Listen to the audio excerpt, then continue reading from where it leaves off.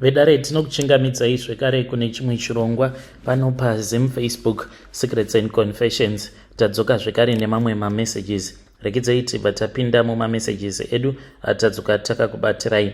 Message yedu yekutanga yakamira sekudai so. Hanzi makadi zvenyu mukoma, ndinokumbirawo kuti munge muchindiposterawo nyaya yangu makavikawo chitupa changu. Iniwo ndainge ndisingatozivi kuti mudzimai wangu ange achidzokera kuchikoro. Ndainge ndava kutozvikanganisira marriage yangu, and I never thought kuti go back to sender iyo yandainge ndichazoita yainge ichazondikanganisira zvekare upenyu hwangu.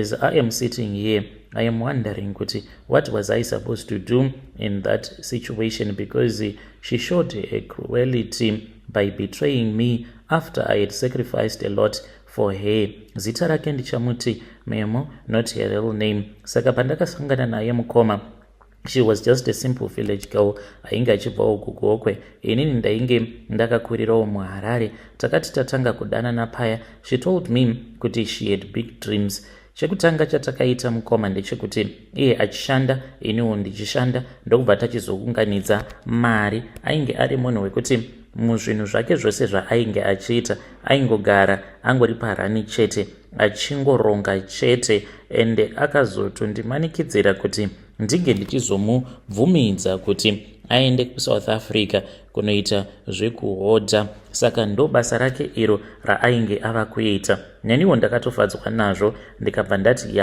panapa zvinorakidza kuti ndaroora mukadzi ane pfungwa uye zvekare anogona kuronga. Ndakabva ndachizotangawo kuita izvozvo cross border trading. Saka iye ndakabva ndamuti iwewe sezvo iniwo ndava kuita cross border trading, iwe uchigara pamba, because ndainge ndichigara ndichingonzwa godo pose apo paaiti ari kuenda kunohodha kumesina, ndichiti zvimwe kuda mudzimai wangu anokwanisa kuzopfimbwa nevamwe varume. Izvo zvainge zviri zvinhu zvaainge achitoita pose apo pandaisara nemwana wake iye achiti ari kuenda kunohodha. Ainge achitofambidzana noumwe truck driver, ndokusaka taikwanisa kuita maprofits akawanda kudaro, because ainge asingatobhadhari transport.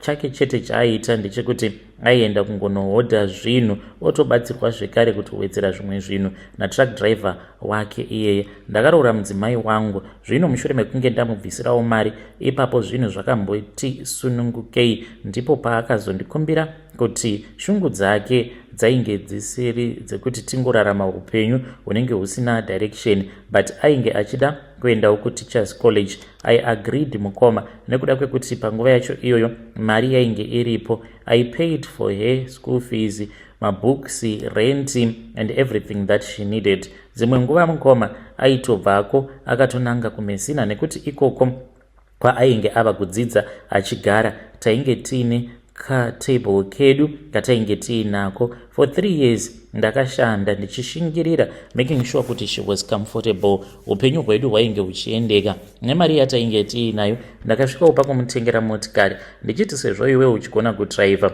there is no need yekuti urambe uchingoita zvematruck driver uchingofamba nematrucks chete. Chandinenge ndichidawo ndechekuti iwewe pachezvako unge uchizodriver uchiendawo uchinohodha nefriend yako. Ngoma pandakatanga kunyumwa, there was this other time paakandinyepera akabva andiudza kuti ainge akaenda kumesina nemotikari. Saka ndakazoti adzoka kumba ndichinotarisa makilometers awo ainge afamba motikari, ndikakalkulita ndikaona kuti dzainge dziri nhema, ainge asina kana kumbogara akaita saizvozvo.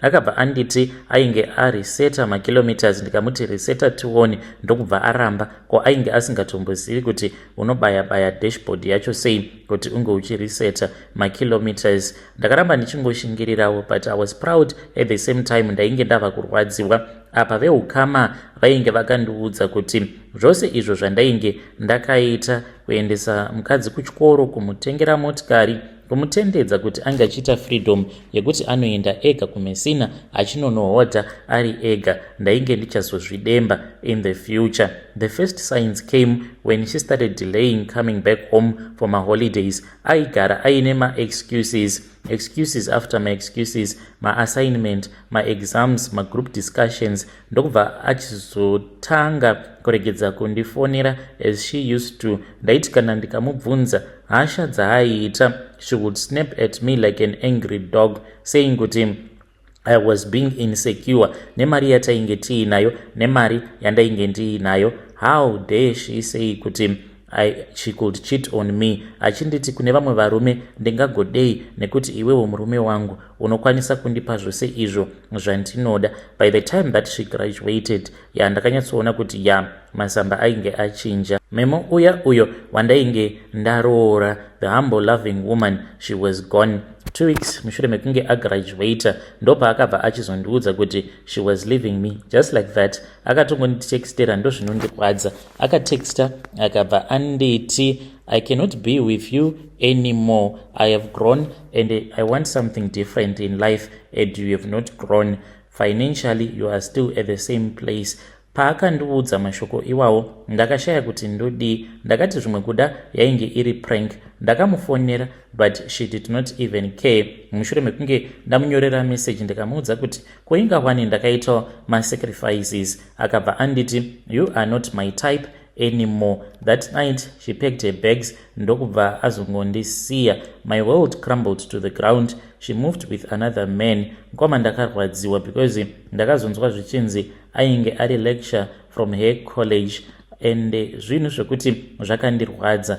The pain came straight to me mushure mekunge vanhu vatanga kundiseka, because vanhu vazhinji vainge vava kuti I am nothing but a fool who allowed the wife to go to school. Ndakarwadziwa mukoma. I tried to forget about it. I tried to move on, but ndaiti usiku hwoga ndakarara kudai hope dzairamba kubata usiku hwose ndakangosvinura. Ndopa ndakabva ndachizoenda kune vamwe sekuru ava vainge vachibva kumhondoro. Ndakaenda kwavari ndikabva ndavaudza zvose izvo zvainge zvichiitika, zvose zvandainge ndakaitirwa namemo uyu. Vakandibvunza kuti ndainge ndichidei kwavari. Ndikati ndikuda kuti munge muchindiitirawo a go back to sender. Munhu uyu amborwadziwa mhani neupenyu. Vakanditi kuti ndige ndichikuitira go back to sender, kuda kuti unge uchindiudza kuti anofanira kuti ange achitambudzika. Ndikati hongu sekuru, I want her to suffer.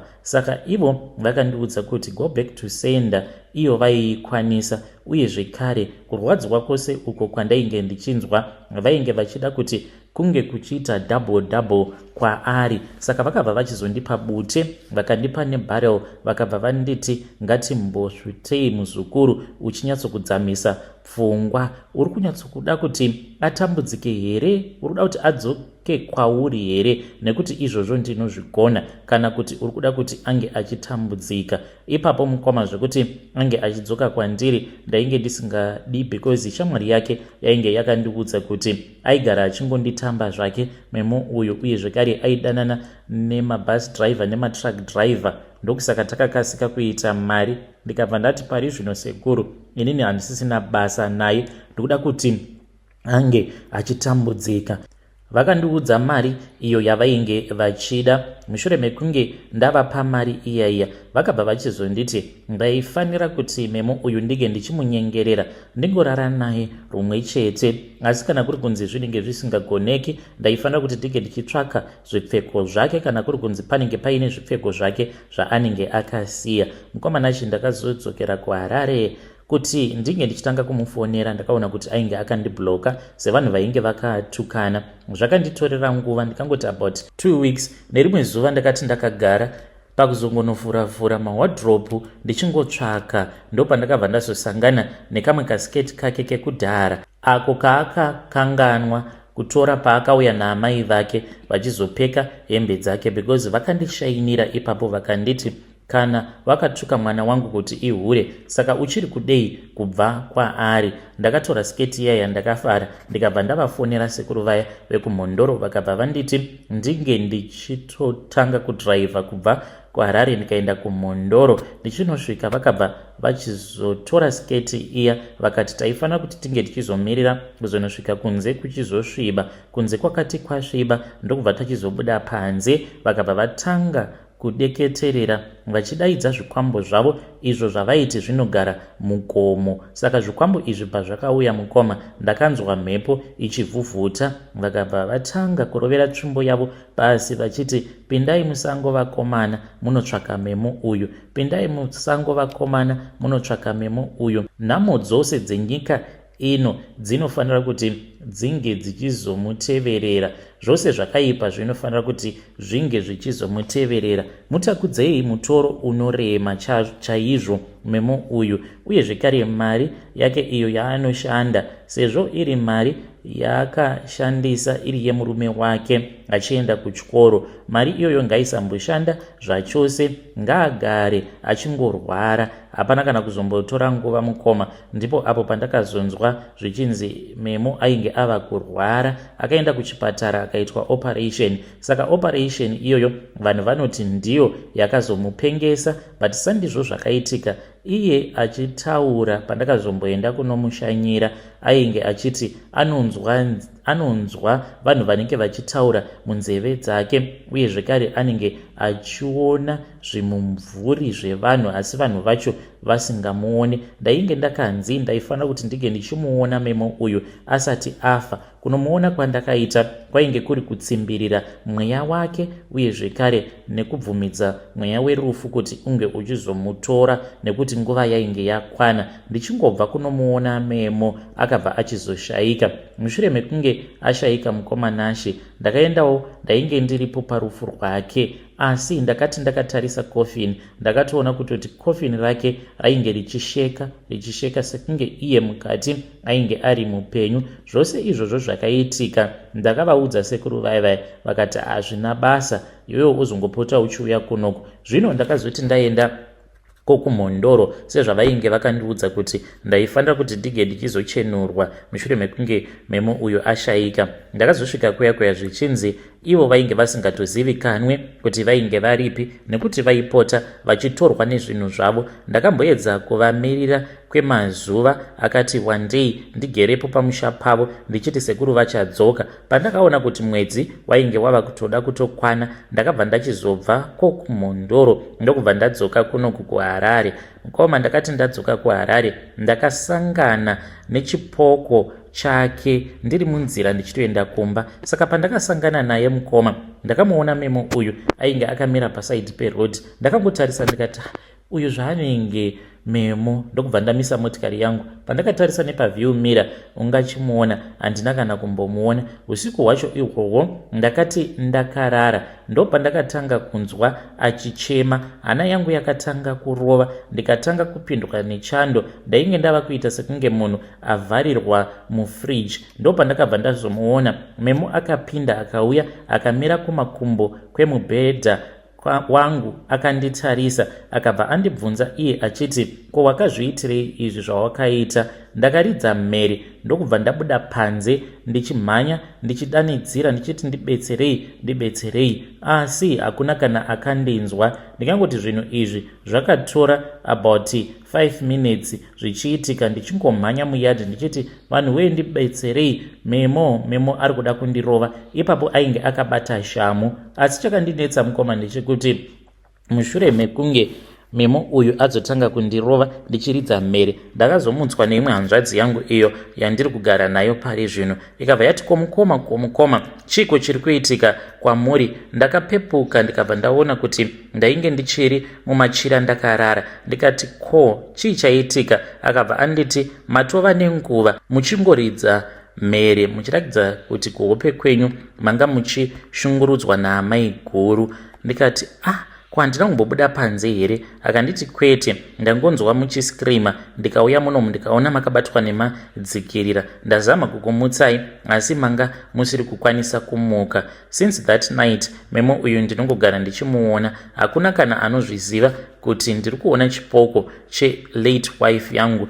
Ndinomuona mungava muri mumaglazi. Kunyangwe mukomanashi kana ndakangotarisa mumvuri wangu ndinokwanisa kutoona kuti uyo mumvuri wake memo uyo akamira pasaidi neni. Saka ndakadzokera kwavari sekuru avo vekumhondoro. Zvino ivo vari kuti vanoda imba yangu. Handizivi kuti ndoita sei. Namemo uyu tainge takakwanisa kutengawo stand munomu muHarare tikavaka. Saka ivo sekuru vekumhondoro vari kuti vange vachindibatsira ndinofanira kuti ndinge ndichivatengesera imba. Ndakati mune mari here nai sekuru? Vakanditi mari yei? Nekuti kukubatsira uko kwandichazoita ndokubhadhara kwacho ikoko. So handizivi kuti zvingaitawo here nai mhuri yeZimbabwe. Zvinotendedzwa here nemutemo kuti mushure mekunge munhu akuitira go back to sender wava kutanga kuona zvipoko zvino munhu ava kuti iye anoda imba yako. I really do not know what am I supposed to do. Ndainge ndiriko kumhondoro mavhiki adarika awo, ndakataura navo vakanditi dai waita zvinhu zvako nekukasika nekuti achasvika pakukurwadza njere dzako zvekuti imba iyoyo uchazotoitengesera umwe munhu wava desperate. Apa matambudziko achangoramba akati sona newe. Ndinogara ndichimuona and now handichakwanise kunzwisisa kuti chirudzi icho chaanenge achitaura chinenge chimbori chirudzi chakaita sei. Anouya kwandiri usiku hwose, anenge akandirinda. Kutaura kudai somukoma, hama dzangu ndo dziri kutambudzika, dziri kutambudzwa nemweya wake memo uyu. My relatives are suffering. Ndine munin'ina wangu kanzvadzi kangu iko akatombozivi kuti chichiri kuitika kwaari. Anongogarawo achingotambudzwa nemadzikirira. Akatobva kumurume nekuti she wakes up screaming. Anenge achiti anoona zvekare umwe mukadzi anenge achityisa kwazvo. Amai vangu vakabva mukurwara, vakangobatwa neBP, ndokubva vandiudza kuti kwakangoya umwe mukadzi uyo akavaudza kuti ainge achida kuvauraya, ndokubva vatotanga kutorwara. Apa mwana wemukoma wangu anongoita usiku hwose achingochema. Apa ane 2 years, anenge achiita sekunge ari kutswinywa. Kana akatanga kuchema zuva ravira, munotoziva kutoti usiku hwose anenge achingochema chete. Handichaziviwo kuti ndoita sei. Ndambozamawo kuenda kune venguo tsvuku vekumasowe, mapastors. Pamba pangu mukoma panongogara paine vanhu vakawanda vachiuya kuzongodinamatira. Dzimwe dzinenge dziri n'anga, but nothing is working. Handichaziviwo kuti ndoita sei. I feel as if I have cursed my family. Handikwanise kurara, handikwanise kudya, handichazivi kuti ndorarama sei. Kana kwavari sekuru vaya handichakwanise kudzokera nekuti vakazoti kwandiri kuno unofanira kuti unge uchizodzoka chete mushure mekunge waita decision, iri decision yekuti unokwanisa here kunditengesera imba yako kana kuti kwete. Vedare ndo message iyo yandakatumidzirwa ichibva kuna mukoma vedu avo. Zvakangoma hazvo veduwe kungopa munhu imba yako mahara nekuti akakuitira a go back to sender.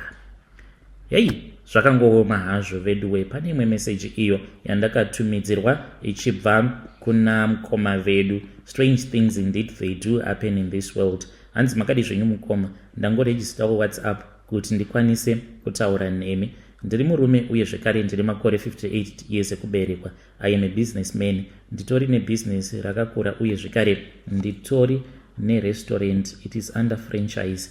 Restaurant iyi mukoma kuti ndike ndichizokwanisa kuzoita zvose izvi zvandiinazvo, it is because ndakaisira best friend yangu poison muchikafu. Nefriend yangu tainge tichitawo zvemadiamonds, saka taiva vanhu vemadhiri. Pane pamwe apo paakazondituma nemunin'ina wangu because iye ainge aine mari kundidarika. Chinongondirwadza pane zvose izvo zvandakazoita nabamunini munin'ina wangu inhau yekuti mhuri yake iri kutambudzika. Saka handizivi kuti can I offer them a helping hand, but pane mumwe akandibatsira akanditi unofanira kuti ungokanganwa nezvazvo because zvakaitika maiva vanhu vemadhiri, iyewo ane vamwe vanhu vaakavhara vaakakanganisira. Saka just forget about it, but kukanganwa kunonetsa mukoma Nashe. Takaenda kuZimbabwe, ainge atituma kuti tinge tichinotora madiamonds atainge tichifanira kuti tinge tichizodzoka nawo tomatengesera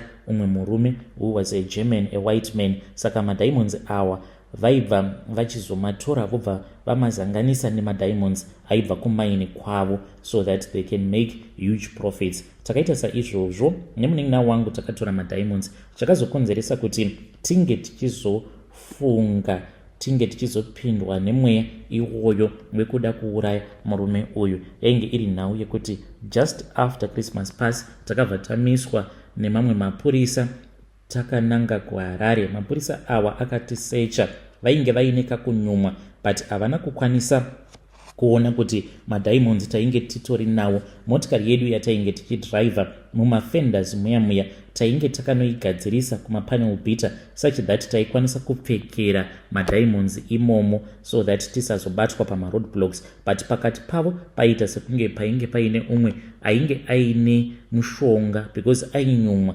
akangoramba achingotenderera pamotikari asi hakuna kana akambogara akazvifungidzira kuti mumafenda emotikari ndo matainge takapfekedzera madiamonds aya. Saka takazoti tava kudriver tichibvapo ipapo patainge tamiswa nemapurisa kuzonosvika tichizonosvika muHarare. Pfungwa dzainge dzingori pakuti saka dai tanga tasungwa, vainyura kandisu, dai tanga tasungwa, mhuri dzedu dzaizosara dzichitambudzika. Vamunini vakazoti no man mukoma, madiamonds awa tinofanira kuti tinge tichizomanyudza. Saka ndo zvatakazoita, takazosvika kuno kuJoburg. Munhu ndokubva tamuudza kuti tainge tatorerwa madiamonds. He threatened us, akanditi iye anoda mari yake kubva kwandiri. Ndikati madiamonds awa anga akabatwa nemunin'ina wangu. Iye akabva anditi aiwa zvekuzoti wakaenda nemunin'ina wako izvozvo zvinozivikanwa newe nekuti ndakatuma iwewe, so I just want my diamonds. Mukoma Nashi ndipo apo pandakazomuti nerimwe zuva taifana kuti tinge tichizosangana kune imwe restaurant and we needed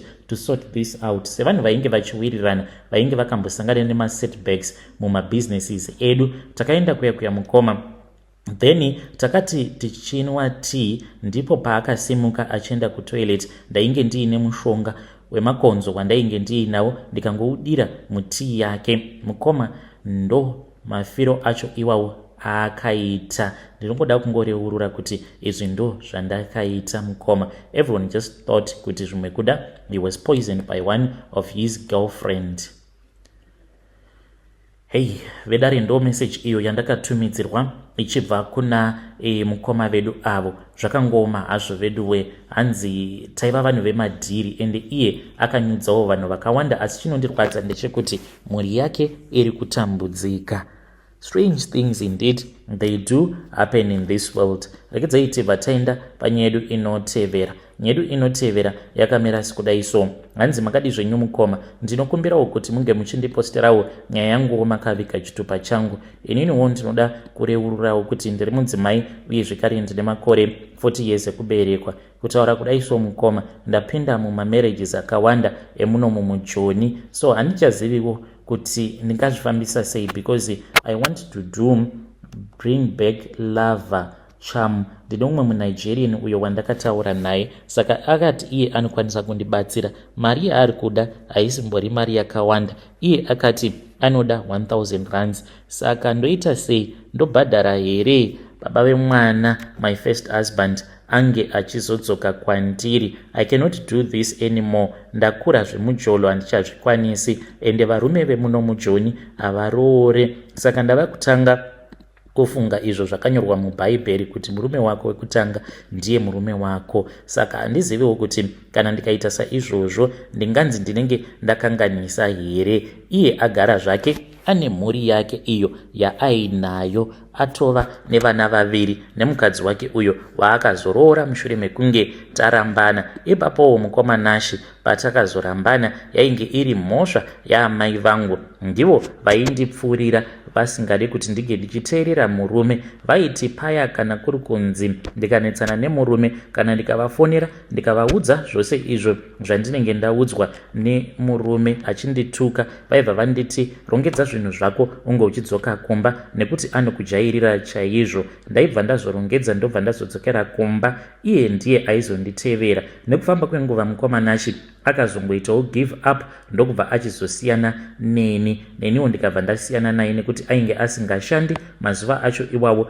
Ndikati ko ndingagomudii murume asingashandi. Ndakapfuurirwa naamai vangu ndokubva ndaramba murume. Saka murume uyu paakazoroora ndakatoseka ndikati ina handina kana basa nazvo, ndokubva ndachizouya kuno kuSouth Africa. Ndakauya kuno kuSouth Africa mushure mekunge ndasanganawo noumwe murume uyo akandiudza kuti ainge achindida. Pandakauya kuno kumukoma ndo pandakatoona kutoti zvainge zvakatodhakwa even worse. Ndakamutiza ndikabva ndatanga kugara noumwe murume zvekare kusvika pari nhasi. Varume avo vandagara navo vakawanda, I think kuti vanosvika kuma7. So mukomana She ndiri kufungawo kuita bring back lost lover. Handizivi kuti inoshanda here kana kuti kwete, uye zvekare ndiri kuda kubvunza kubva kumhuriwo yeZimbabwe kuti kana kuri kunzi inoshanda kana ndikaita saizvozvo ndinenge ndatadzawo here, nekuti uyo mukadzi uyo akazoroorwa nemurume wangu I don't think kuti she deserves to be with my husband, nekuti inini akatanga neni haana kutanga naiye. Saka pamberi paMwari, Bhaibheri, shoko raMwari iro rinototaura richitoti uyo murume anenge akatanga newe ndiye anenge ari murume wako wechokwadi. Hamenewo kuti munozvionawo sei muri yeZimbabwe ava nemari murume uyu. Ndakanzwa kuti akabva mukutenga motikari. So zvose zvinhu izvozvo ndezvangu pamberi paMwari sezvinotaurwa neBhaibheri, shoko raMwari, nekuti zvinonzi izvo Mwari vakavenga vanhu vanorambana. Saka kana kuri kunzi ndikaita bring back lost love, zvinotoreva kutoti Mwari vanotofadzwa nazvo kuti vanhu ava vakatanga vose mufirst marriage mavo zvino vazofunga kuti vange vachizova pamwe, nekuti zvingaita here kuti church sezvo ichinzi mukadzi waJesu, Jesu obva achizoramba, church obva achizonoroora zvekare imwe church, handiti hazviite. Ndokusaka kunyange zvikanzi vanhu vemuchechi kunyange vakakanganisa sei, Jesu vanokuramba vachiti dzokai kwandiri. Saka ndikuda kuzadzikisawo izvo zvakataurwa muBhaibheri.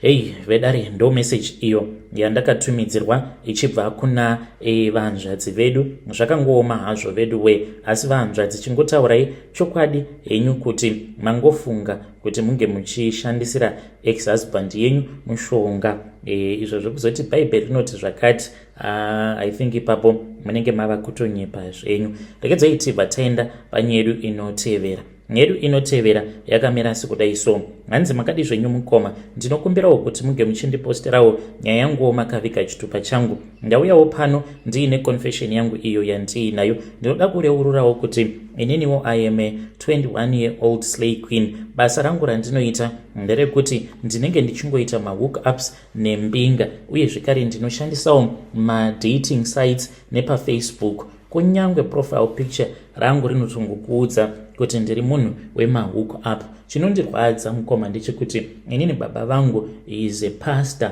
uye zvekare my mom she is a big evangelical pastor, and vanotongogara vachitongotiudza kuti we are supposed to pray each and every time. Havatozvizivi kuti paFacebook ndinotoshandisa imwe account than account yaya yavanoziva nevanhu vekuchechi. So account iyi yandinoshandisa mukoma ndinotoshandisa rimwe zita rekutoti hakuna kana anombozvifungidzira kuti ndingashandisa zita rakadaro. Mukoma I just googled rimwe zita rechiKorean ndo randinoshandisa, ende ndinongoita zvemahook ups around Harare. Saka ndakazoenda kuBulawayo mushure mekunge ndataurawo noumwe murume uyo akandiudza makore ake. Ndikati hey, munhu uyu mukurusa kwandiri, but akanditumidzira mari akabva anditi huya. I then got onto the bus, ndini uyo ndakananga kuBulawayo. He came and he picked me up. Takaenda kumba kwake. Imba iyoyo yainge yakanaka, asi ainge achigara ari ega. Akandiudza kuti vana vake vari kumhiri kwemakungwa. Takazoti tava kuda kunorara. We slept early because akangoti ndichingosvika akabva ati ngatimbofadzanai ndokubva tarara tose. Aita sekunge ainge agara anwa mapiritsi aya epabonde ndokubva ndazonzwa ndakaneta paya. After bathing I fell fast asleep. Ndikangoti it was somewhere kuma past 5 ndakazokasika kumuka. I think dzainge dziri kuma 11 ndokubva ndachizoenda kukitchen. Pandakaenda kukitchen mukoma ndakaona rimwe zishiri rainge riri mumba randisina kukwanisa kunzwisisa kuti zishiri iroro rainge rimbori zishiri rakaita sei, but yaita sekunge njiva yakakura kuita sekunge chinguruve ndokubva yanyangarika shiri iyaya. Saka ndakaridza mhere ndichimhanya ndichidzokera bedroom. Ndakati ndichimhanya ndobva ndakasangana nomumwe mukadzi uyo akangonyangarika. Iyewo ndakasvika amuka akabva anditi, ko wanga uchiendepi, because ndakuudza kuti kana uchida anything unotanga wandiudza. Ndokubva atanga kupopota murume weuya, akapopota zvekuti ndakatanga kuchema. I was so scared nekuda kwezvose izvo zvainge zvaitika. On top of that munhu ava kutanga kundipopotera futi. Akazonditi sorry, akazodzokera neni kukitchen. Takati tadzokera kukitchen ndopa akabva achizondipa makoko esadza, akanditi ndinge ndichidya makoko acho iwawo esadza. Zvekare akabva anditi ndinge ndichienda mubathroom, akanditi pakira makoko awa esadza kusika rudzi kwako. Takazoti tarara mukomanashi feeling very uncomfortable. Ndakatoona pane chimwe chishiri chakapinda zvekare mubedroom. Shiri iyi payakapinda mubedroom yainge ichitoda kutorara neni. Zvaita sekunge zvainge zvichiitika kuhope. Ndakamumutsa ndikamuudza kuti ndo zvainge zvichiitika. Mukoma takazotoenda tikatonorara kune imwe guest house. Mangwana acho makuseni pandakamuka ndakangoona kuti ainge andisira $300 iye kuti ainge aendepi handina kukwanisa kuziva. Ndakamufonera ndikaona kuti ainge andibloka. Hey vedare, ndo message iyo yandakatumidzirwa ichibva kuna vanzvadzi vedu. Strange things indeed they do happen in this world. Ngatizamei kuti tinge tichitaura navo vanzvadzi vedu ava mucomment section. Zvakangooma hazvo vedu we.